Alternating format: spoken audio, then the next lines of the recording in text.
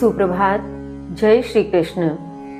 गत अध्ययन किए गए श्लोकों के माध्यम से हमने समझा कि किस प्रकार से एक योगी को अपना आसन स्थित करना चाहिए, किस प्रकार से वह अपने शरीर, मन व इंद्रियों को संयम में रख सकता है, किस प्रकार से उसे योगिक क्रियाओं का अभ्यास करना चाहिए और किस प्रकार से वह उस परम तत्व में स्वयं के मन को एकाग्र कर सकता है। और इस प्रकार का अध्ययन करते हुए हमने यह समझने का प्रयत्न किया कि इन सभी योगिक क्रियाओं के माध्यम से वह योगी आत्म संयम को धारण कर सकता है और आत्म संयम को धारण करते हुए वह उस परम तत्व को प्राप्त कर सकता है, उस अविनाशी तत्व में लीन हो सकता है। इसी क्रम में आगे श्री कृष्ण क्या समझाते हैं, आइए जानते हैं। श्लोक संख्या 15 है। युञ्जन्नेवं सदात्मानं योगी नियतमानसः शान्तिं निर्वाण परमां मत्संस्थामधिगच्छति।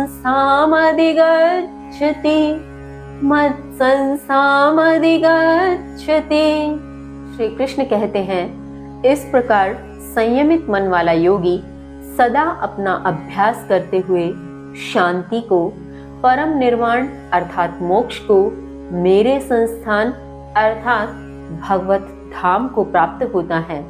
भावार्थ, यहाँ श्री कृष्ण गत श्लोकों का विस्तार करते हुए और उनके अंतिम लक्ष्य की ओर ध्यान ले जाते हुए कहते हैं कि वह योगी जो प्रत्येक प्रकार से प्रत्येक परिस्थिति में स्वयं को संयमित कर, मन को एकाग्र कर, सब प्रकार से आत्म पर संयम कर लेता है, ऐसा योगी इस प्रकार से प्रत्येक स्वरूप में सदा अभ्यास करता हुआ शांति को प्राप्त होता है, मोक्ष को प्राप्त होता है, भगवत धाम अर्थात मुझे प्राप्त होता है।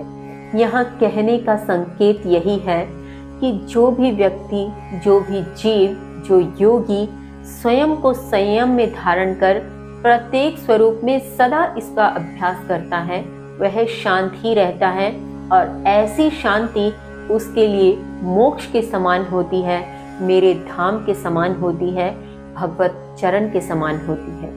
इसी क्रम में आगे श्री कृष्ण कहते हैं, श्लोक संख्या 16 है। नात्युष्णतस्तु योगो अस्ति न चैकान्तम् अश्नतः न च अति स्वप्नशीलस्य जागृतो नैव चार्जुन।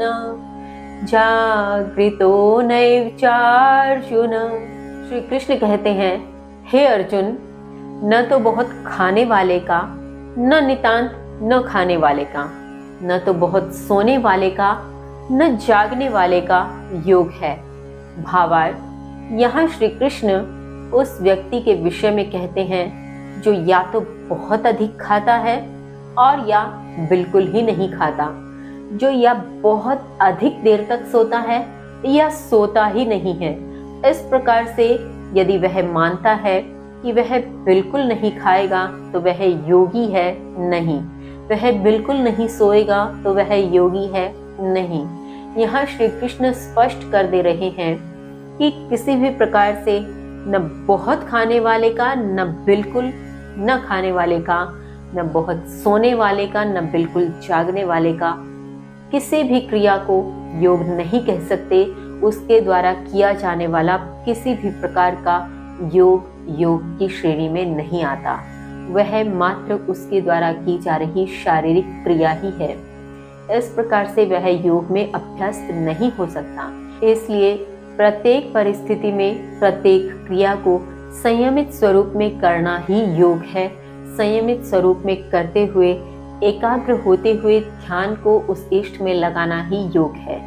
इसके आगे श्री कृष्ण क्या समझाते हैं जानेंगे कल। तब तक के लिए जय श्री कृष्ण।